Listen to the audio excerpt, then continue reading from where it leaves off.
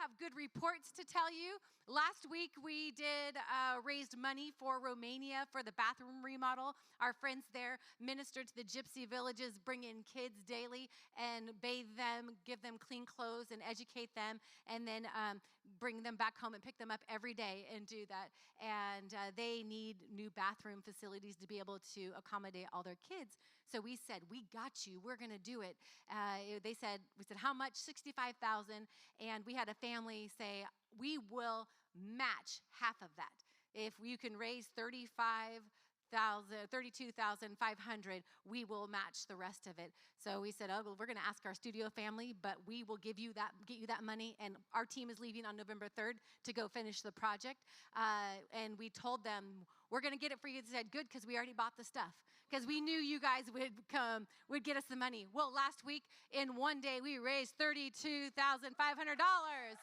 So I just want to say thank you. Thank you for your generosity. Thank you for just giving so freely. It is something that makes me excited and hopeful, because people who are generous are people that you can trust, and God can pour out his goodness and kindness and generosity even more, because he knows that you'll bless those around you and give it away.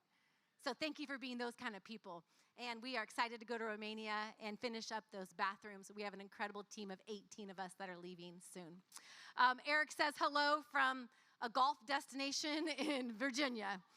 I can't remember the name of it. Roanoke. See, that's why I'd never heard of it before.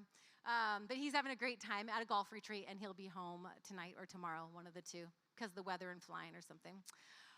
I am excited to be here with you today. What I love about our studio community, you are a passionate group of Jesus followers.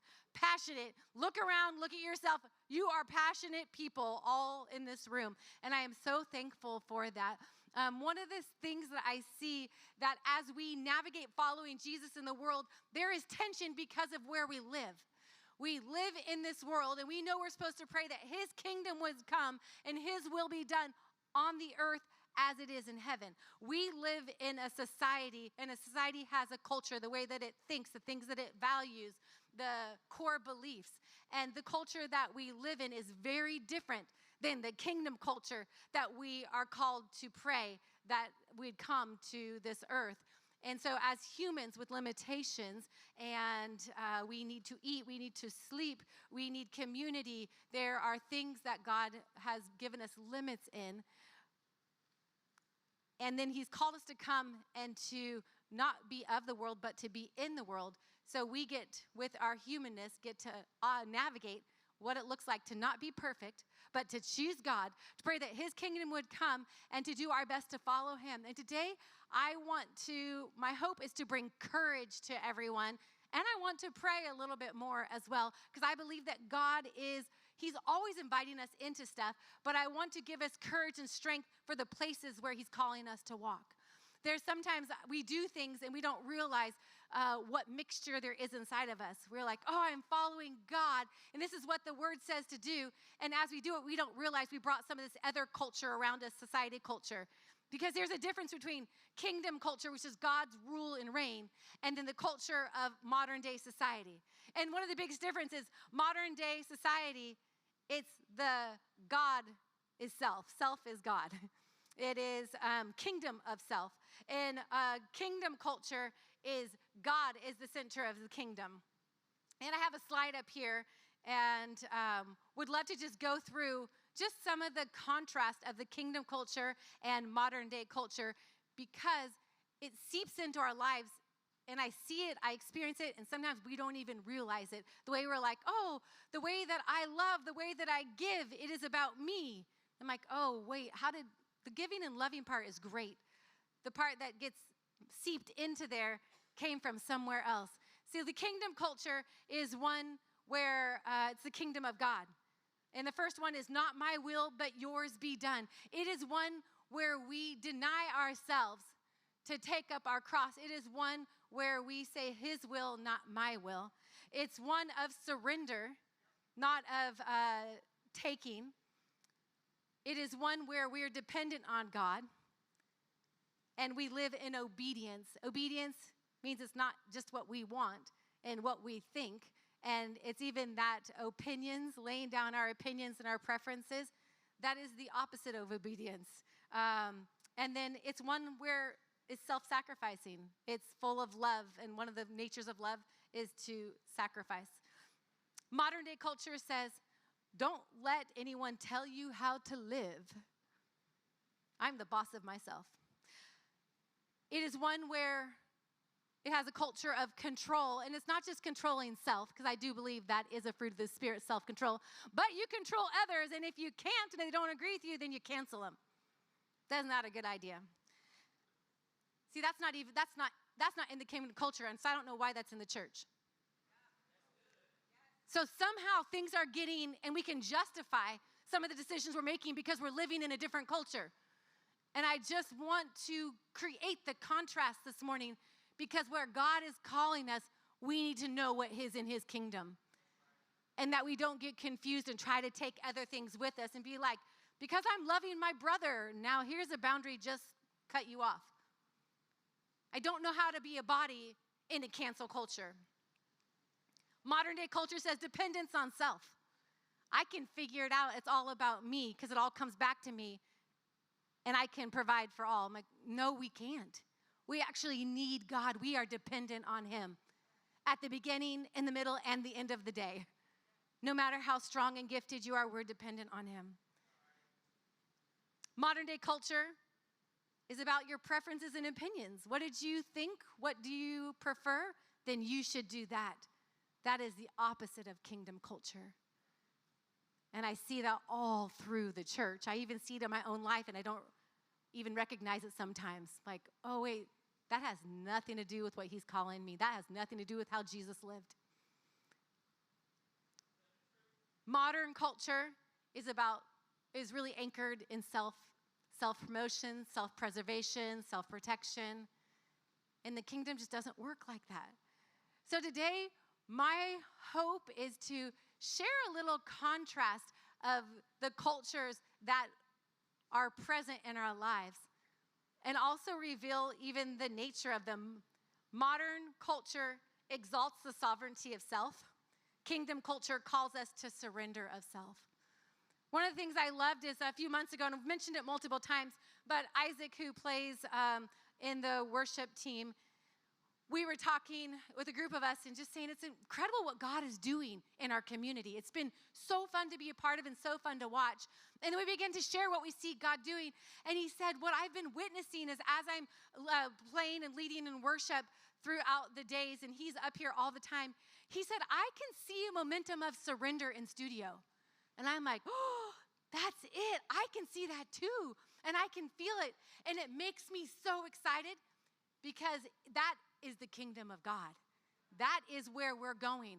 It's what God can do when we have a full yes to him is crazy. And then when we trust him and we surrender, that's why I love that new song and that anthem. It's so beautiful. And it's important what we sing. It's important what we talk about because it eventually starts to infect and affect what we think and how we live. And so sometimes we sing worship songs out of faith. Of like, Lord, I want to give you my whole heart, but I'm on a journey there. And I honor you and I worship you. And we do that, but sometimes it's such a choice. And sometimes it's even out of faith. And I believe in that. I know the power of our words. And so just because I don't feel it doesn't mean I don't sing it. Sometimes I need to sing it louder. To go, come on, body, just like we did communion. It's time to remember. We take time to intentionally do things, not because we feel them. I feel like having communion today. Sometimes not, but it doesn't dictate what I do. So our anthems are important, what we sing, what we confess. Today, I have 3 stories from you out of the Bible. I want to talk about kingdom culture. They are stories that highlight the values of his kingdom. They are things that I want us to grow in. I want us to become strong in this. And I think there are things that we have in this, but I know there's so much more. Do you guys know that there's more? There's more that God has for us. And he wants to equip us and to strengthen us to be able to stand and to walk into the places that he's calling us, that we would bring his kingdom would come. I love the art gallery happening on Thursday and Friday. I do believe it's important what we're creating, what we're producing, what we are partnering with will impact the world around us. I believe that we are ones that are supposed to create environments and create atmospheres where people can be set free and people could come to know the Lord. So it's very important what we understand and whose kingdom we're walking in. And they're very different. So my first story, it's a story of boldness. Can you say boldness? It's of courage and conviction. It's saying yes to God even when we don't know what's going to happen. This should relate to everyone who is sitting in a chair right now and standing up who's breathing. It's saying yes to God even when you don't know what's going to happen. Here's the thing, is he is God and we are not.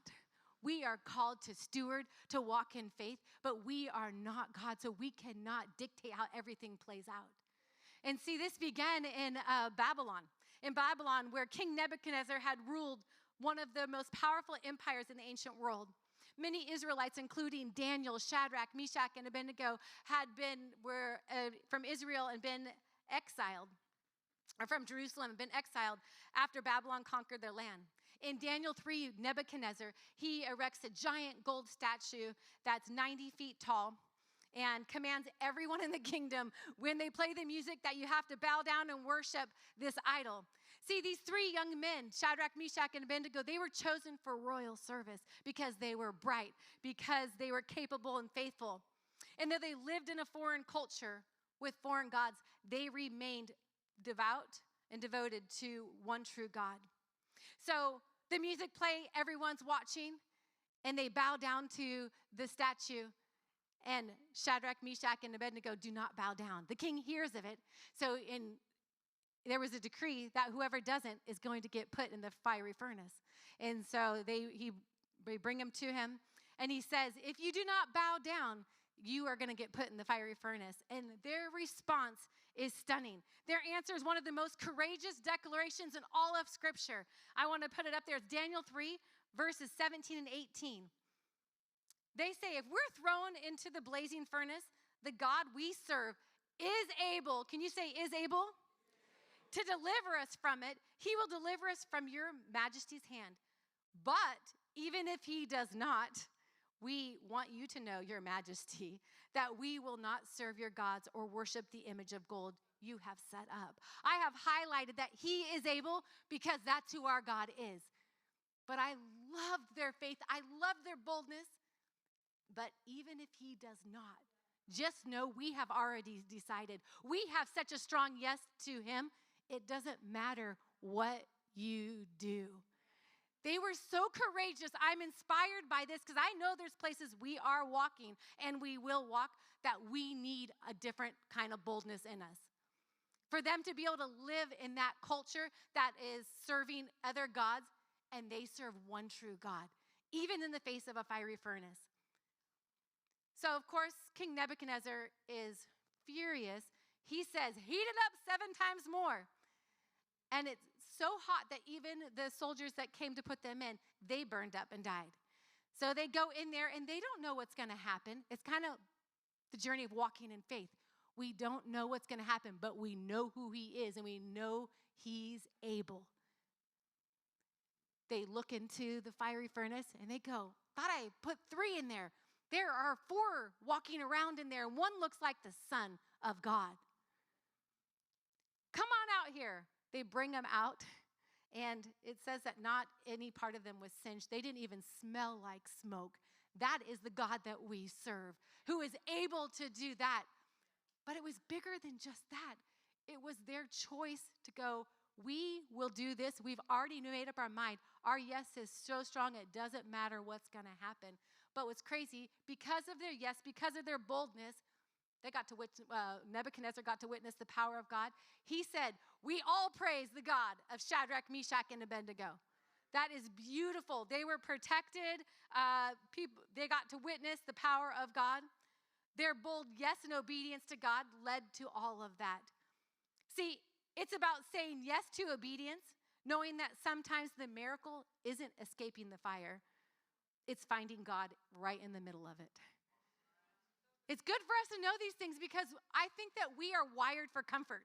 I think our culture even wires us for comfort. I think maybe it's the millions of coffee shops popping up all around, which I love, No diss to the coffee shops, but it is really, we have created an environment where we are just very, very comfortable. But I want to tell you that that's not his kingdom. He is the comforter. He does not promise to make everything comfortable. And it's like, what? It's good for us to know these things because as we follow him and say yes to him, that we are not so surprised and knocked off when it's not all full of roses and coffee. That was never promised. But he did say he would always be with us, that he is a provider, that he is our comforter, that he is our counselor. Do we know our God? His kingdom. That's what we're called to walk in. Story number 2. This is a story about forgiveness, about reconciliation and redemption. It's one where God takes great pain and turns it into beauty. Do you guys ever know stories like that? Many of you are sitting in these chairs, and these are some of your stories. This one's so inspiring, and it's challenging as well. Because, see, this person would never get to walk into the beauty if they wouldn't have forgiven and let go of that pain. See, it started with a dream. And to walk in, to realize that dream, this person had to let go of the pain. And I just wonder how many of us aren't able to step into the full promise of God because we won't let go of the pain. This is not just for the story. I'm reading this to challenge us, and I'm lifting my hand going, there's so many situations that have happened or I've watched or I've been directly impacted from that were unjust, and I have a choice of what I'm going to do. Who am I saying yes to, and what am I grabbing onto? It impacts everything. Do you ever feel like you have the right to be angry with someone or to cut someone off because of the wrong they've done towards you? I mean, sometimes we are so justified. But I want to tell you about his kingdom. I want to tell you about his kingdom and how powerful forgiveness is, and often it requires a surrender. See, this one, the context is Joseph, and the story begins in Genesis 37. See, his father was Jacob, and Joseph had many brothers, but Joseph was one of his favorites because do you know Jacob, out of everyone in his life, who he loved Rachel. And he had many wives, but he loved Rachel, and Joseph was Rachel's son. Rachel had Joseph and Benjamin, and Jacob loved Joseph so much, he gave him a coat of many colors. And then Joseph has a dream that he was going to be in great leadership and things were going to bow down to him. And he tells his brothers, and of course, his brothers already knew how loved Joseph was and how favored Joseph was. So they decided to go throw him in a pit. And ultimately, they sold him into slavery. And this is where Joseph's life just turns. See, it started with a dream, and it sounded all great. And I don't know if you're in here and you're like me, where you're like, yes, the Lord has spoken this. I know how to get there. I can count 1, 2, 3. I know exactly how to progress forward. Or maybe it looks like the alphabet. We're not doing numbers. Maybe it's A, B, C. So when God says something, it's so easy to know, I know what this is going to look like. But I can tell you how many times I have been surprised that it doesn't turn out and he doesn't progress like I think, and he doesn't just use numbers and letters because he is God and his ways are higher than ours and he can lead us however he wants. And I know I'm speaking to people who are right in the middle of this great journey called life, that we're all trying to figure out, Lord, what does it look like to serve you, to have a full yes? And yes, it often requires surrender because he doesn't even do it like we think he should. Because see, in his kingdom, he's the king. And he knows everything. And we only see in part. So Joseph goes on a journey from the pit into slavery to the prison. And then ultimately, because of being able to interpret dreams, gifts from the Lord, he ends up in the palace. He gets great favor from Pharaoh in Egypt. And he ends up becoming one of the top rulers with Pharaoh, because he's able to let him know that in his dream, there's going to be great famine.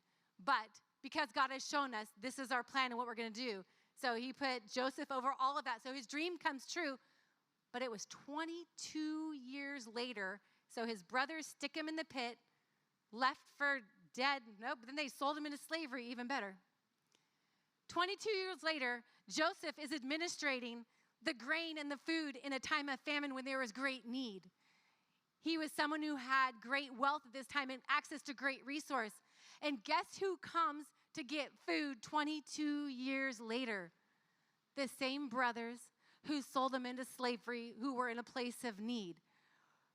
They come to ask for food, and they don't recognize Joseph, but Joseph recognizes them. How do you think Joseph feels?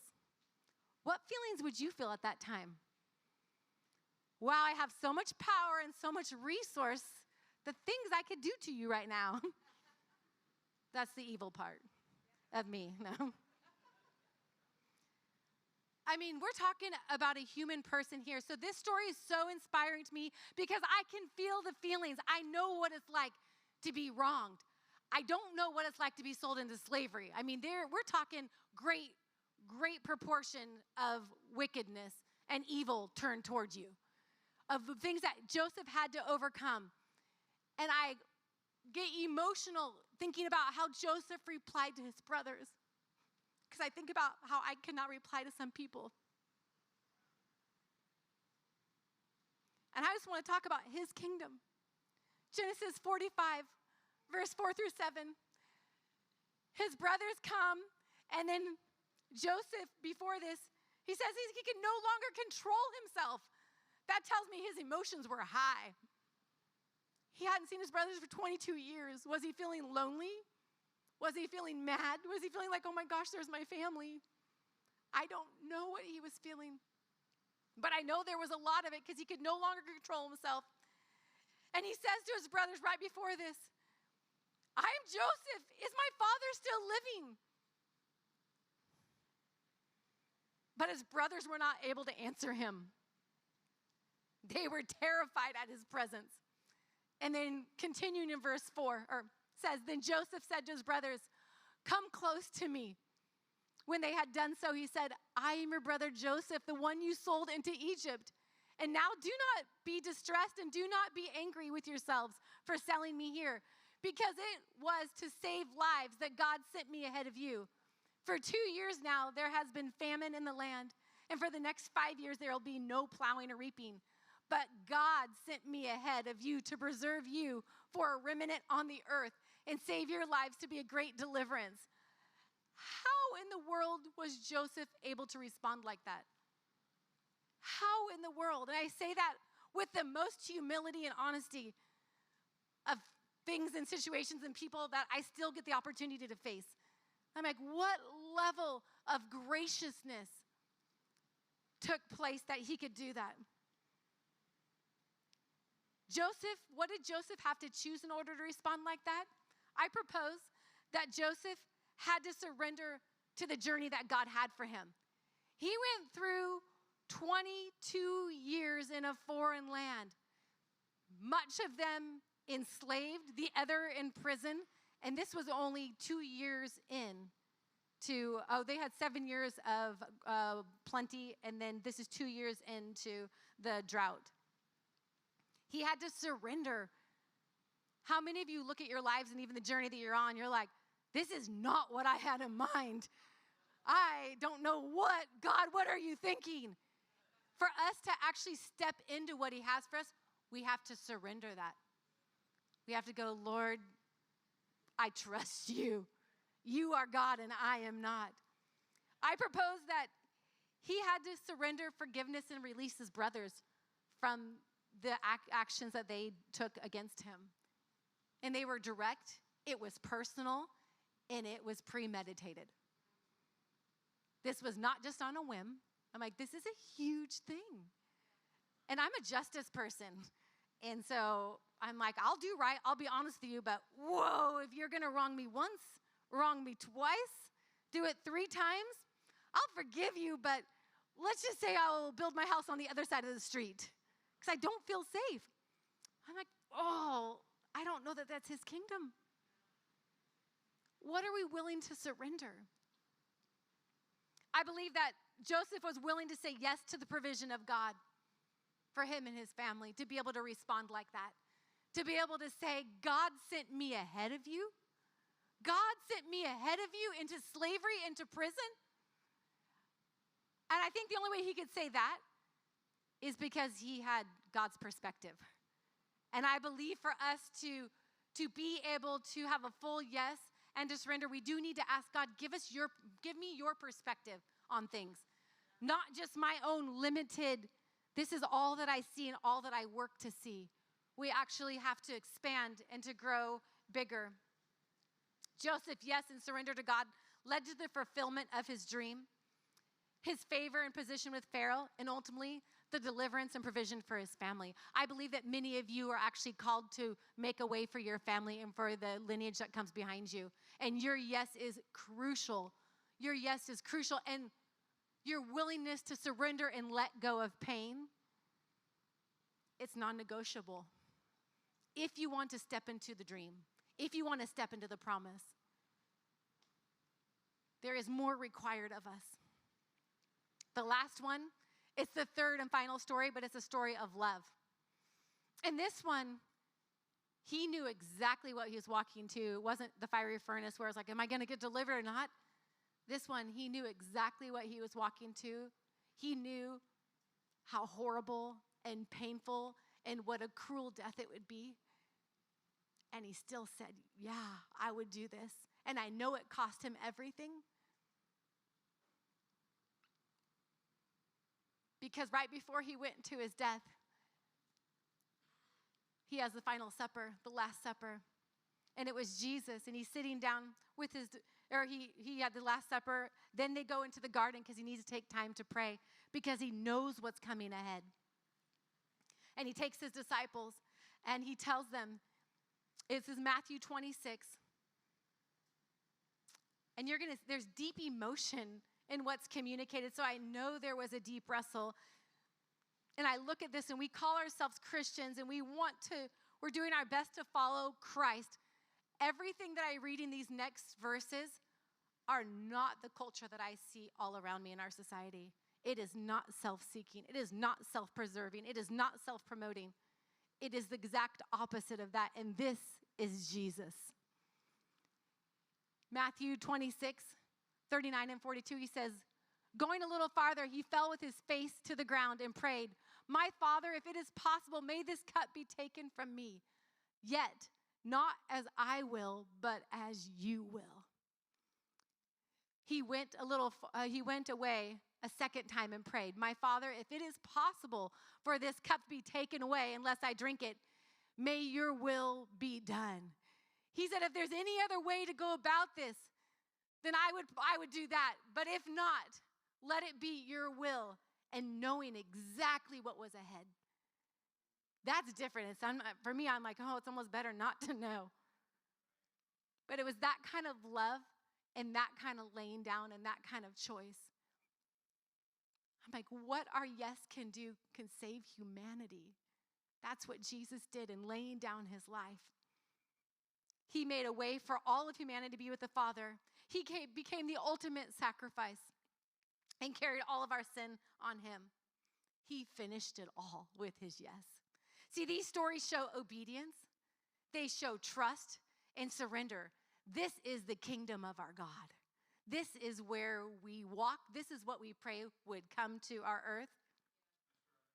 Our yes can be costly, and we are willing. And are we willing to be bold, courageous, and give what we have? To say yes to walking with God, to walking in forgiveness, laying down our pain and hurt, so we can say yes to love. Choosing love instead of choosing self, and then all the things that come with choosing self. There's a whole load of stuff. Choosing his will, not ours. I just want to say, church, it's time for a fresh surrender today. Would you stand with me? It's time for a sweet fragrance of worship to come off of us and come off of our lives. And it's not just in what we're singing. It's actually a heart posture. It's a deeper choice that even the people around you get to feel, your family experiences, because of the type of person that you are in the kingdom that you serve in. It's not the kingdom of this world, and it's not the kingdom of our culture. It's the kingdom of our God.